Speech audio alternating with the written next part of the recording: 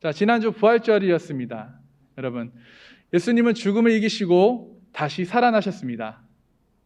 믿으십니까? 무덤에서 부활하셨습니다. 아멘. 기독교는 부활의 종교입니다. 부활이 없다면 기독교도 없습니다. 기독교에 있어서 가장 중요한 사건인 줄 믿으시기 바랍니다. 오늘은 예수님의 축복이라는 주제로 여러분과 말씀을 함께 나누길 원합니다. 오늘 본문은 십자가의 사명을 다 이루시고 죽음에서 부활하신 예수님께서 이 땅의 제자들에게 마지막 작별을 하시며 제자들을 축복하시는 장면입니다. 본문 누가복음 24장 50절에 예수께서 그들을 데리고 베다니 앞까지 나가서 손을 들어 그들에게 축복하시더니 축복하실 때 그들을 떠나 하늘로 올려지시니라. 아멘. 여러분, 예수님은 제자들을 이 땅에 두고 떠나시면서 손을 들어 제자들에게 축복하셨습니다. 예수님이 제자들에게 어떠한 축복을 하셨을까요? 예수님은 공생의 기간 중에 또 다른 축복하신 이야기가 나옵니다. 여러분들도 들어보셔서 아실 것입니다. 오병이의 기적 들어보셨죠? 그러나 제가 간단하게 설명하겠습니다. 하루는 빈들로 나가신 예수님께서 큰 무리가 예수님을 따라오는 것을 보십니다. 그 무리를 보시고 사복음서, 마태마가, 누가, 요한복음은 조금씩 다르게 기록되어 있어요. 우리 함께 살펴보겠습니다. 마태복음 14장 14절은 이렇게 기록합니다. 큰 무리를 불쌍히 여기사 그 중에 병자를 고쳐 주시니라. 마가복음은 그 목자 없는 양 같음으로 인하여 불쌍히 여기사 여러 가지로 가르치시더라 라고 말씀하셔요. 자, 누가복음은 큰 무리를 예수님께서 영접하시고 하나님의 나라의 일을 이야기하시며 병 고칠 자들을 고쳐주십니다. 그런데 요한복음은 특이하게 이런저런 말이 없어요. 자, 예수님께서 제자 빌립에게 우리가 어디서 떡을 사서 이 사람들을 먹이겠느냐 하십니다. 여러분, 예수님은 무리들을 보시고 목자 없는 양같이 불쌍히 여기십니다. 예수님은 무리들을 불쌍히 여기시고 그들을 영접하십니다. 여러분, 여기서 영접하셨다라는 것은 그들을 환영해 주셨다는 거예요. 환영. 자, 그리고 그 중에 있는 병자를 고쳐주십니다. 여러 가지로 가르치시며 하나님의 나라의 일을 이야기하십니다. 그리고 그들의 배고픔을 아신 우리 예수님은 어떻게 해서든지 먹이시려 하셨습니다.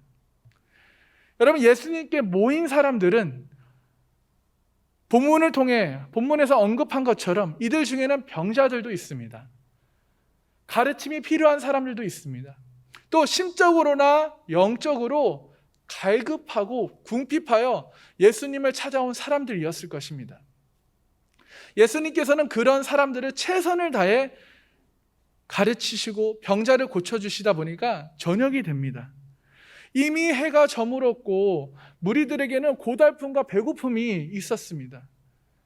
그러나 그걸 아시는 예수님은 무리들을 명하여 잔디 위에 앉게 하시죠. 50명, 100명씩 앉게 하시고 한 아이가 가지고 있던 떡 5개와 물고기 2마리를 하늘을 우러러 축사하시고 떡을 떼어 제자들에게 주십니다. 그리고 그 제자들이 무리들에게 나눠주는 거죠. 여기서 하늘을 우러러 축사하시고는, 이 축사라는 단어는 헬라어로 율로게오라고 하는데 이 뜻은 축복하다는 말로 오늘 본문에서 나오는 예수님께서 승천하시는 그 마지막까지 제자들에게 축복하다라는 그 말과 동일한 단어입니다. 자, 여러분, 우리는 이미 성경을 가지고 있어서 결과를 아시죠? 결과가 어떻습니까? 다 배불리 먹고 12바구니가 남아요. 어린이와 여자 외에 5,000명을 먹이십니다. 할렐루야. 여러분, 우리가 여기서 깨달아야 할 것은 첫 번째로 예수님은 배고픈 자들을 축복하십니다. 아멘. 오늘 본문에서는 예수님이 승천하시면서 제자들을 축복하신 곳이 베다니라는 작은 마을입니다. 이 베다니는 감난산이라는 이 산의 동남쪽에 있는 작은 마을인데요. 그곳에는 소외되고 가난한 사람들, 배고픈 사람들이 있는 지역이에요. 이곳은 예수님이 지상에서의 마지막 시간을 보내기도 하시지만 또 공생의 기간에 제자들과 더 많은 시간을 이곳에서 함께 보내시고 사역하신 곳 중에 하나입니다. 여러분, 배고픔에는 두 가지 영역이 있습니다. 두 가지. 자, 첫 번째는 육신의 배고픔, 두 번째는 영적인 배고픔이 있습니다. 먼저 육신의 배고픔은 앞서 나눈 오병이어의 기적의 일처럼 예수님은 배고픈 자들을 긍휼을 여기시고 그들을 위해 떡 5개와 물고기 2마리를 축사하셨어요. 축복하신 후에 그리고 남자만 5,000명 먹이셨다라는 거예요. 다 먹고 남은 것이 12바구니가 되었다는 것입니다. 여러분, 배가 고픈 자들에게 예수님은 배불리 먹고 남도록 축복하셨습니다. 아멘. 어떻게 보면요, 배고픈 사람들은 어려운 사람들입니다. 또 가난한 사람들이며 도움이 필요한 사람들일 수 있어요. 세상은 이런 사람들을 외면하지만 예수님은 이런 사람들을 축복하십니다. 우리 고린도후서 8장 9절을 함께 한 목소리로 읽어보겠습니다. 시작. 우리 주 예수 그리스도의 은혜를 너희가 알거니와 부하신으로서 너희를 위하여 가난하게 되심은 그의 가난으로 말미암아 너희를 부유하게 하심이라. 아멘. 여러분, 우리의 예수님은 부유하신 분이심을 여러분 믿으시기 바랍니다. 그러나 우리 예수님께서 가난하게 사신 것은 그로 인해 우리를 부유하게 하시기 위해서인 줄 여러분 믿으시기 바랍니다. 여러분, 특히 우리 어른, 장년분들은 좀 이해가 되실 이야기입니다. 우리의 어머니들은 고기를 자기 입에 넣는 것보다 자식 입에 넣는 것을 더 기뻐하십니다. 그렇죠? 저도 부모가 돼 보니까 알겠더라고요. 다니엘이 어찌나 잘 먹는지요. 쑥쑥 큽니다. 여러분, 저희 사모가 농담 반, 진심 반으로 저한테 항상 하는 얘기가 있어요. 돈 많이 벌어야 되겠다. 네. 우리의 어머니들은 쌀이 없어서 굶으면서까지 우리 자녀들에게 밥을 주십니다. 그리고 아이들이 엄마 밥 안 먹어요? 라고 하면 엄마는 오늘따라 밥맛이 없네 하면서 너희 많이 먹어 하시면서 허기를 달래기 위해 밥에 물을 말아 드시든 그렇게 드십니다. 여러분, 요즘은 먹을 것이 정말 넉넉하여 이런 일들이 많지는 않지만 중요한 것은 부모는 자녀를 위해 헌신합니다. 부모는 자녀를 위해 희생합니다. 우리 여기 있는 우리 중고 청년들 아직 느낄 수는 없지만 언젠간 느낄 것입니다. 언젠가는 깨닫게 될 것입니다. 아멘. 자, 그런 것처럼 예수님께서도 자기 몸을 십자가에 못 박히시면서까지 죽기까지 우리가 축복을 받는 것을 원하셨어요. 믿으십니까? 예수님 자신이 가난하게 사신 것은 우리를 부유하게 하시기 위해서인 줄 믿으시기 바랍니다. 그러므로 우리 매일 매순간 주님께 감사하며 사시는 저와 여러분이 되길 소망합니다. 예수님이 가난하게 사심은 정말 침뱉음을 당하시고 정말 모진 고통과 조롱을 당하시고 침뱉음을 당하시고 손과 발에 못이 박히면서 또 옆구리에 창에 찔려 피 흘려 죽으시면서까지 죽기까지 낮아지시고 죽기까지 고통당하시고 죽기까지 가난해지셔서 저와 여러분을 살리시려고 우리를 부욕해 하기 위해서 유함인 줄 여러분 믿으시기 바랍니다. 그래서 하나님의 영광 가운데 우리가 들어가게 하시고 하나님의 자녀가 되게 하시고 주님이 가난해지심으로 우리가 부욕해 하신 그 주님을 여러분 믿으시기 바랍니다. 이것이 주님의 사랑이고 은혜임을 믿으시는 저와 여러분이 되길 소망합니다.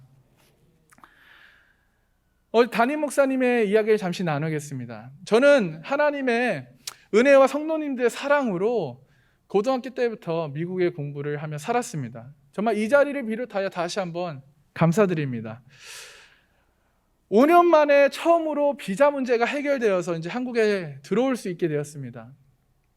여러분, 구산동에 가보셨으면 이 컨테이너 사진을 보셨을 것입니다. 보신 적 있으시죠? 그러나 이거는 한층 업그레이드된 컨테이너였어요. 자, 우리 녹색 컨테이너 보신 분들도 계실 겁니다. 그때 저희 담임 목사님은 교회 5층에 사택을 두고 구산동 컨테이너에서 지내셨어요. 여름에는 너무 덥고 찜통이라 에어컨 없이는 정말 잠을 잘 수 없는 곳입니다. 겨울에는요, 춥고 냉기가 들어와 정말 잠잘 때면 이 코끝이 시리는, 그 난방 없이는 살 수 없는 그러한 어려운 환경이었습니다. 그런 불편하고 어려운 환경에도 저희 담임 목사님의 얼굴과 마음에는 기쁨과 소망이 있었습니다. 많은 사람들이 구산동은 그린벨트라 불가능하다고 말했지만 하나님께서 담임 목사님에게 말씀하셨고 감동을 주셨기에 담임 목사님은 믿음으로 선포하셨습니다. 또한 우리 다음 세대들에게 하나님의 축복의 역사 속에 살게 하겠다는 일념으로 기꺼이 편안한 사택을 두고 그 컨테이너에서 10년을 보내셨어요. 결국 하나님께서는 축복하시고 정말 비전센터에 건물을 세워주셨습니다. 할렐루야. 그렇듯이 예수님은 십자가의 고난을 받으시면서까지 살점이 드러나는 그 채찍을 맞으시면서까지 그 모진 고통과 수치와 모욕을 당하시면서까지 이 저주만큼은 예수님 자신이 청산해야겠다라는, 다시는 내가 사랑하는 자녀들이 지옥의 고통에 빠지지 않게 하겠다라는 일념 하나로 십자가의 고통을 감내하시면서 죽으셨습니다. 그런 우리의 주님은 죽음에서 부활하셨습니다. 우리의 하나님은 우리가 축복으로 살게 하시려고 가난하게 사셨다는 것을 여러분 믿으시기 바랍니다. 그래서 오늘 본문에서 말하는 마지막 승천하시는 순간까지도 그 제자들을 축복하시면서 떠나신 것입니다. 예수님은 배고픈 자를 축복하시는 분이심을 믿으시기 바랍니다. 자, 배고픔에는 두 번째는 영적인 배고픔이 있습니다. 인생을 방황하며 세상 이곳저곳을 헤매고 돌아다녀도 해결되지 않는 것이 바로 이 영적인 배고픔입니다. 영적인 배고픔은 마음이 허전하고 생각이 복잡해지고 때로는 우울해지기도 합니다. 그래서 병원을 찾거나 또 아름다운 곳을 여행을 갑니다. 그리고 그곳에 가서 맛있는 음식을 찾아다니며 먹방을 하며 즐겨봅니다. 그러나 해결될 것 같으나 해결되지 않습니다. 왜냐하면 이 내면의 깊은 곳에 자리 잡은 이 영적인 배고픔은 어떤 걸로도, 음식으로도 세상의 것으로 해결되지 않습니다. 영적 배고픔을 해결할 수 있는 방법은 오직 영혼의 생명 되시는 예수님으로만 해결될 수 있습니다. 아멘. 예수님은 자신은 하늘에서 내려온 생명의 떡이라고 말씀합니다. 요한복음 6장 35절과 48절에 예수께서 이르시되 나는 생명의 떡이니 내게 오는 자는 결코 줄이지 아니할 터이요 나를 믿는 자는 영원히 목마르지 아니하리라. 내가 곧 생명의 떡이니라. 아멘. 여러분, 생명의 떡이신 예수님을 믿고 하나님의 말씀을 먹게 되면 우리의 모든 질병과 허전함과 이 영적인 배고픔이 해결될 줄 믿습니다. 여러분, 성경에서는 이 영적인 배고픔을 기갈이라는 단어를 종종 사용합니다. 이 아모스 8장 11절을 제가 읽도록 하겠습니다. 주 여호와의 말씀이니라. 보라, 날이 이를지라 내가 기근을 땅에 보내리니 양식이 없어 주림이 아니며 물이 없어 갈함이 아니요 여호와의 말씀을 듣지 못한 기갈이라. 여러분, 영적인 기갈이 심해지면 인생이 무미건조해집니다. 삶의 의욕을 잃어버립니다.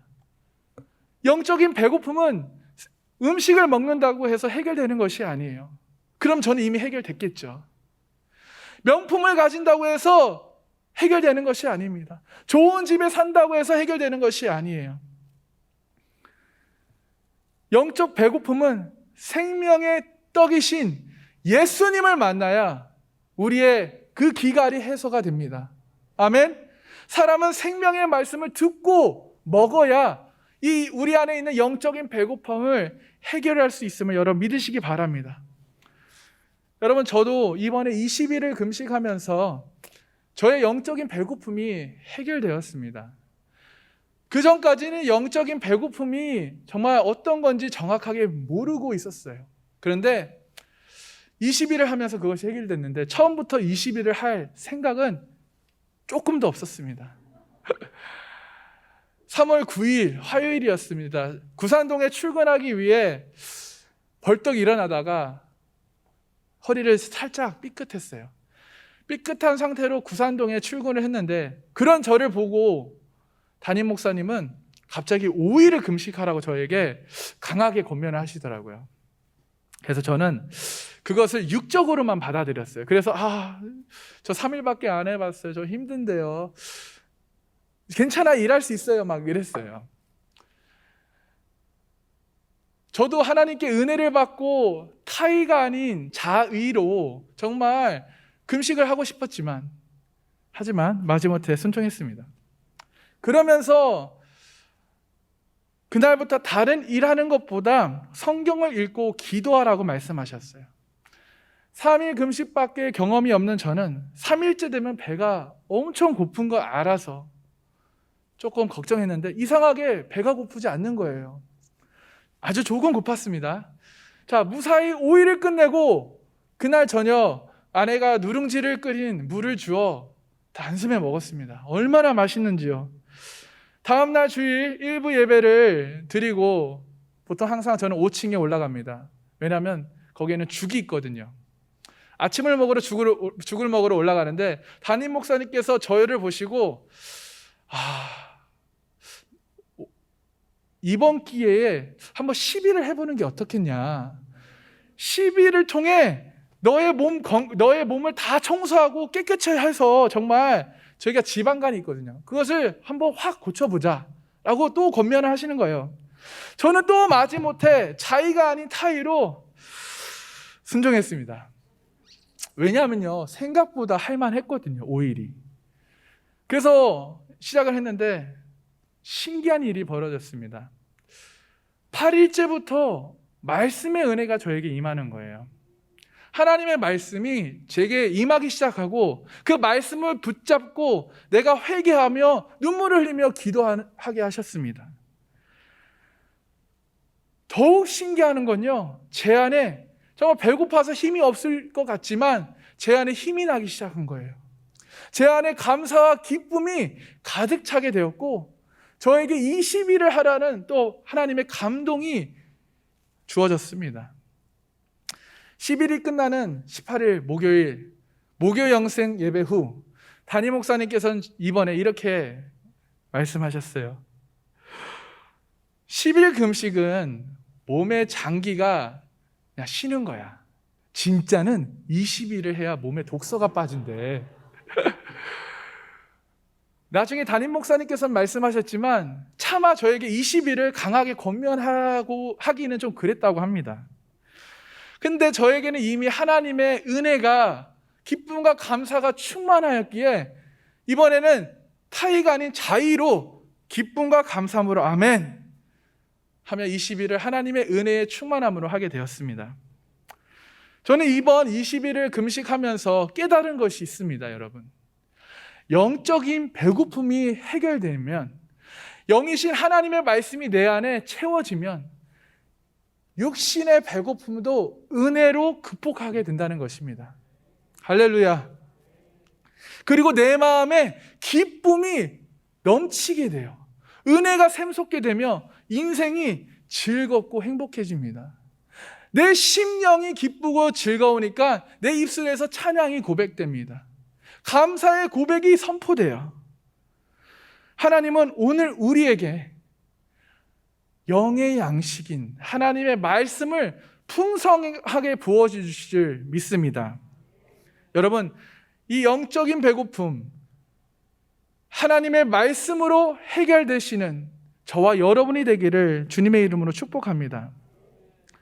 예수님의 축복 두 번째는 예수님은 가난한 자들을 축복하십니다. 예로부터 우리 민족은 복을 좋아하는 백성입니다. 복 받기 싫어하는 사람은 아마도 없을 것입니다. 마태복음 5장에 팔복에 대한 이야기가 나오는데요. 그 중에 3절을 우리 함께 읽도록 하겠습니다. 읽겠습니다. 심령이 가난한 자는 복이 있나니 천국이 그들의 것임이요. 예수님께서는 이 말씀을 전하실 당시 제자들과 수많은 사람들이, 무리들이 예수님을 따라다녔어요. 그리고 예수님께서 첫 말씀을 꺼내신 것이 이 말씀이에요. 심령이 가난한 자는 복이 있나니 천국이 그들의 것이며 라고 가르치셨습니다. 아마도 여러분, 수많은 사람들 중에 이 말씀을 듣고 실망을 했을 사람들도 있을 것입니다. 아니, 지금 내가 배가 고픈데, 먹을 것이 없는데 가난한 자에게 복이 있다니, 아니 천국도 좋지만 이 땅에서 잘 먹고 잘 살아야지 무슨 소리를 하는 거야? 라고 생각을 한 사람들도 있을 것입니다. 그러나 예수님의 뜻은, 천국의 본질은 심령이 가난한 자에게 있다라는 것이지, 그런 육체적으로 먹는 것이 아니었습니다. 사람의 육의 음식도 필요하지만 하나님의 말씀을 듣고 살아야 하는 영적 존재로 지으심을 받은 존재임을 여러분 믿으시기 바랍니다. 여러분, 천국에 들어가는 것, 부자가 쉬울까요? 가난한 자가 쉬울까요? 여러분 생각은 어떻습니까? 둘 다 똑같이 어렵습니다. 물질을 이야기하는 것이 아닙니다. 부자라고 해서 천국에 가기 어렵고 가난하다고 해서 천국에 가기 쉬운 것이 결코 아닙니다. 가난한 사람도 자기 의가 강해 강팍한 사람이 있어요. 부자여도 하나님의 모든 주권을 인정하고 겸손하게 하나님 나라에 소망을 두고 사는 사람이 있습니다. 그러나 누가복음 18장 10절에서 14절에 두 사람의 기도가 기록되어 있습니다. 자, 우리 함께 읽어보겠습니다. 시작. 두 사람이 기도하러 성전에 올라가니 하나는 바리새인이요 하나는 세리라. 바리새인은 서서 따로 기도하여 이르되,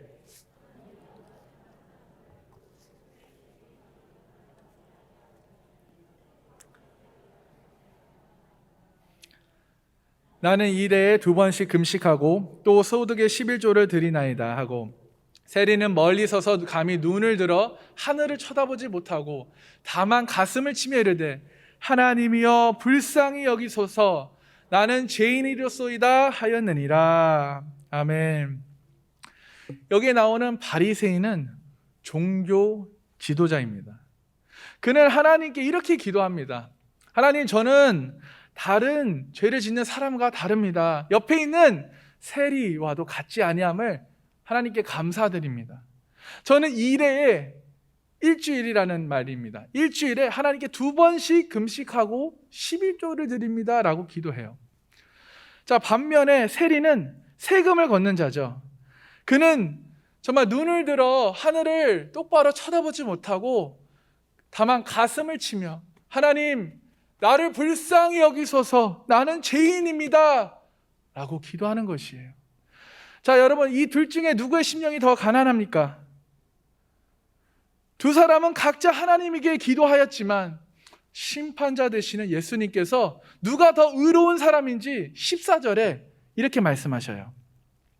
내가 너희에게 이르노니 이에 저 바리새인이 아니고 이 사람이 의롭다 하심을 받고 그의 집으로 내려갔느니라.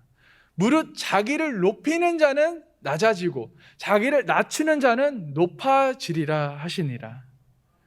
여러분, 가난이라는 말에는 여러 가지 의미가 있지만 오늘 말하는 가난은 돈이 없어서 식당에 가지 못하고 라면과 물로 배를 채우는 그런 가난이 아닙니다. 장애나 어떠한 어려움 때문에, 어려운 상황 때문에 일을 할 수가 없어서 누군가 도와주지 않으면 살아갈 수 없는 정도의 가난도 아닙니다.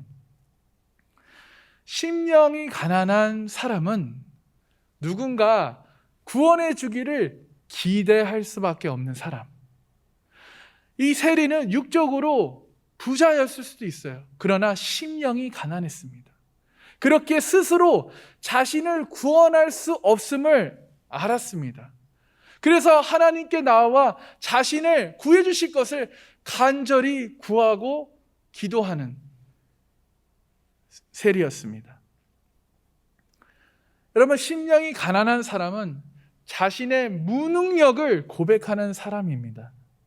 그 무능력함을 가지고 염치 없이 주님 앞에 나오는 사람, 주님 앞에 나아가 주권을 인정하고 나의 삶의 주인으로 인정하고 나의 죄를 회개하며 주님의 도우심을 구하는 사람입니다.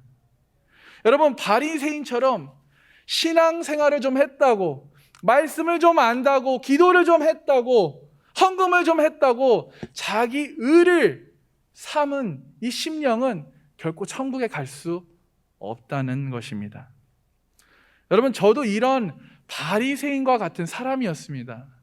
그러나 성령님께서 나의 부끄러운 이 모습을 보여주시고 깨닫게 하심으로 날마다 회개하는 것이 축복이라고 말씀하셨습니다. 사랑하는 상강교회 성도 여러분, 우리의 심령이 낮아지고 가난해져서 날마다 주님 앞에 나아가는 저와 여러분이 되기를 주님의 이름으로 축복합니다. 주님은 우리의 심령이 가난한 마음을 기뻐하시는 줄 믿으시기 바랍니다. 예수 그리스도 앞에서 선한 사람은 한 사람도 없습니다. 우리의 모든 행위들은 예수님 앞에 구원이 필요한 일들에 불과합니다. 그렇기에 심령이 가난한 자는 하나님 앞에서 절대적인 우리의 무능함을, 내가 구원받을 수 없음을 스스로 인정하는 사람입니다. 내가 스스로 구원받을 수 없음을 스스로 인정하는 저와 여러분이 되기를 축복합니다. 아멘. 자, 마지막으로 예수님의 축복은 사랑입니다. 누가복음 24장 50절 53절 오늘 본문에서 예수님께서는 그들을 데리고 이 베다니 앞까지 나가사 손을 들어 그들에게 축복하시고 축복하실 때에 그들을 떠나 하늘로 올려주시니라고 말씀합니다. 여러분, 부활하신 예수님은 40일간 제자들과 함께 보내시다가 하늘로 올라가시기 전에 제자들에게 손을 들어 축복하십니다. 그리고 하늘로 올려지시는 상태에서도 계속 축복하고 계시는 거예요. 여러분, 축복하시는 상태에서 하늘로 올려지는데, 자, 여기서 제자들이란 성경에서 제자들을 말할 때 보통 12제자를 말할 수도 있지만 오늘 본문에서 말하는 이 제자들은 예수님을 하나님의 아들로 나의 구원자로 믿고 따르는 사람 모두를 제자들이라고 합니다. 여러분, 예수님의 제자이십니까? 저와 여러분들도 예수님의 제자인 줄 믿으시기 바랍니다. 여러분, 예수님이 베다니에서 승천하실 때 예수님을 믿는 많은 사람들이 예수님의 승천을 보았습니다. 바로 그들 모두를 제자들이라고 한 것입니다. 저는 본문을 통해 마지막까지 하늘나라에 가시면서까지 제자들을 축복하신 예수님을, 그 모습을, 그 마음을 묵상했어요. 나를 향한 하나님의 마음을 새삼 느꼈습니다. 저는 예수님이 나의 죄값을 지불하기 위해 십자가에 달려 죽으신 걸 저는 믿습니다. 구원? 그래, 나를 사랑하시기에, 하나님의 자녀로 삼으셨기에, 나를 구원해 주시기에 그래, 죽으셨구나 라고 생각했고 믿었습니다. 영생의 선물? 그래, 그것도 주시기 위해서라고 생각했습니다. 그런데요, 정말 금식 중에 말씀을 통해 제게 깨달은 것은 예수님은요, 예수님 자신보다 나를 더 사랑하셨다는 것을 깨달았습니다. 예수님은 예수님 자신보다 우리를 더 사랑하셨다는 것입니다. 아멘. 예수님 자신보다 자녀된 저와 여러분을 더 사랑하셨다는 것을 이 시간 깨달으시길 소망합니다. 예수님 자신이 십자가에 달려 고통당하시면서까지, 정말 죽으면서까지 우리를 사랑하신 그 사랑. 아, 하나님은 자신보다 나를 더 사랑하셨구나. 내가 하나님의 자녀이기에 나를 위해 죽으셨구나. 나를 너무 사랑하셔서 나를 축복해 주신 것이구나. 할렐루야. 그렇습니다, 여러분. 하나님은 사랑의 하나님이십니다. 하나님은 우리의 죄를 용서하시는 분이심을 믿습니다. 그리고 용서한 우리들에게 성숙한 단계로 나아가도록 축복하시는 분이심을 믿으시는 저와 여러분이 되길 소망합니다. 오늘 본문 52절 53절에 그들이 그에게, 예수님에게 경배하고 큰 기쁨으로 예루살렘에 돌아가 늘 성전에서 하나님을 찬송하니라. 아멘. 여러분, 마지막 승천하시면서까지 축복하시는 예수님의 사랑을 깨달은 사람들, 예수님을 믿는 사람들, 그런 사람들은 큰 기쁨으로 예루살렘으로 돌아갔다라는 거예요. 그리고 성전에서 하나님을 찬송하리라. 아멘. 늘 하나님께 나와 찬송을 했다는 거예요. 여러분, 하나님의 사랑을 깨달은 사람은, 예수님의 축복을 받은 사람은 성전을 사랑하며 늘 성전에서 하나님을 찬송하는 사람인 줄 믿으시기 바랍니다. 그래서 정말 저와 여러분이 늘 성전에서 하나님을 찬양하시는 하나님의 자녀가 되기를 축복합니다. 늘 성전에 모이기를 힘쓰는 저와 여러분이 되길 소망합니다. 늘 성전에 모여 내가 받은 은혜를 나누는 공동체, 셀이 되길 소망합니다. 이 시간 말씀을 정리하겠습니다. 예수님은 배고픈 자들을 축복하시는 하나님이신 줄 믿으시기 바랍니다. 또한 예수님은 가난한 자들을 축복하십니다. 마지막으로 예수님의 축복은 사랑입니다. 어떻게 보면 예수님을 믿는 것 자체가 축복인 줄 여러분 믿으시기 바랍니다. 여러분, 예수님께서는 우리를 사랑하시기에 구원이라는 선물을 주셨어요. 이 선물은 이미 우리에게 주셨고, 이 선물을 받아 주님을 믿는 것이, 주님을 나의 구원자로 믿는 것이 최고의 축복임을 믿으시기 바랍니다. 세상을 둘러보는 것만으로도 하나님의 존재를 알 수 있다고 말을 합니다. 로마서 1장 20절에 모든 인간은 하나님이 계신 것을 알 수 있다라고 말씀합니다.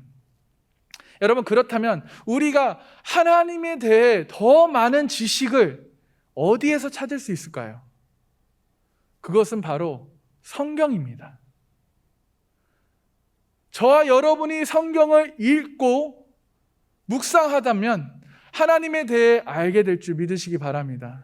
성경에서 인생에 관한 모든 질문들에 대한 답을 얻게 될 것입니다. 여러분, 성경에 가장 먼저 창세기 1장 1절에 이렇게 시작합니다. 태초에 하나님이 천지를 창조하시니라 라고 말씀이 시작하면서 요한계시록에는 4장에는 하나님이 왜 모든 것을 만드셨는지에 대해서 설명을 합니다. 그리고 성경에는 우리가 왜 이토록 어려움 속에서 살아가야 하는지, 그리고 이에 대한 해결책도 하나님께서 가지고 계시다고 말씀합니다. 그 해결책을 찾을 수 있는 유일한 곳이 바로 성경, 하나님의 말씀인 줄 믿으시기 바랍니다. 또한 왜 이 시대가 악하다고 하는지 성경을 읽고 성경을 묵상하면 알게 된 줄 믿습니다. 여러분, 저와 여러분이 나쁜 짓을 하거나 죄를 지으면 우리가 잘못했다는 것을 알게 됩니다. 그건 하나님께서 모든 사람에게 선악을 분별하는 양심을 주셨습니다. 하나님은 거룩한 분이시기에 우리가 죄를 짓거나 나쁜 짓을 할 때, 나쁜 일을 할 때 하나님은 매우 분노하십니다. 그래서 하나님은 그 죄의 대가로 아주 엄하게 벌하시는데요, 지옥이라는 곳을 만드셨어요. 이 지옥이라는 곳은 죄를 용서받을 길 없는 사람들을 벌하기 위한 곳입니다. 그것을 영원한 벌, 이터널 퍼니시먼트라고 합니다. 그 영원하고 결코 끝이 없는 고통을 이 지옥에서 맛보게 됩니다. 여러분, 저와 여러분은 그 형벌을 피하기 위해 어떻게 해서든지 죄값을 치러야 합니다. 그런데 우리가 어떻게 그것을 지불하고 치를 수 있을까요? 어떠한 방법이 우리에게 있을까요? 유대인들은요, 그 대가를 치르기 위해, 그 지불하기 위해 바르고 정직하고 옳은 삶을 살려고 해요. 그래서 종교적인 유대인들은 구약에 나와 있는 그 율법 613개를 지키려고 노력을 합니다. 그런데요, 여러분, 얼마나 바르게 정직하게 옳은 삶을 살아야 그 613개의 법을 다 지킬 수 있을까요? 불가능합니다. 불가능해요. 갈라디아서 2장 16절에 이렇게 말씀하십니다. 그 어느 누구도 율법 전부를 완벽하게 지키는 자가 없다라고 말씀합니다. 그러기에 하나님은 해결책을 세우셨어요. 그 해결책은 하나님의 독생자 아들 예수님을 통해 저와 여러분이 마땅히 받아야 할 죄값을 대신해 죽도록 보내신 것입니다. 그걸 믿으십니까? 그 뜻은 예수님께서 저와 여러분 대신 예수님이 벌을 받으셨다라는 것입니다. 죄가 없으신 완전하신 분이심에도 불구하고 하나님께서는 그 죄값을 치르셨어요. 이것이 우리가 구원의 확신을 받고 모든 죄에서 용서를 받는 유일한 길, The only way라는 것을 여러분 깨닫길 바랍니다. 그래서 예수님께서는 요한복음 14장 6절에 이렇게 말씀하셔요.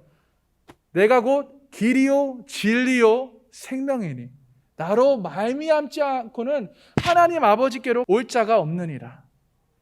아멘. 여러분, 하나님께서 저를 변화시키셨다면 여러분들도 변화시키실 수 있습니다. 하나님께서 저를 구원하셨다면 여러분들도 구원하실 것입니다.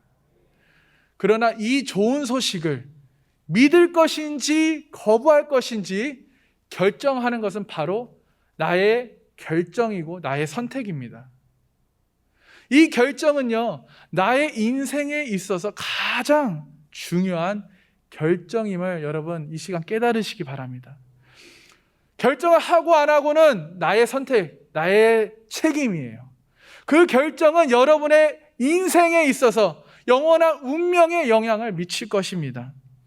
오늘 이 시간 여러분 인생에 있어서 가장 중요한 결정을 하시는 시간이 되길 소망합니다. 이 시간 예수님을 나의 구원자, 나의 주님으로 믿으시기를 원하신다면, 이미 내가 예수님을 나의 구원자, 나의 주님으로 믿으셨다 해도 우리 함께 이 시간 가슴에 손을 얹고 저와 함께 기도를 하길 원합니다. 가슴에 손을 얹고 저를 따라 기도하겠습니다. 주 예수님, 나는 주님을 믿고 싶습니다. 십자가에서 죽으심으로 내 죄값을 담당해 주셔서 감사합니다.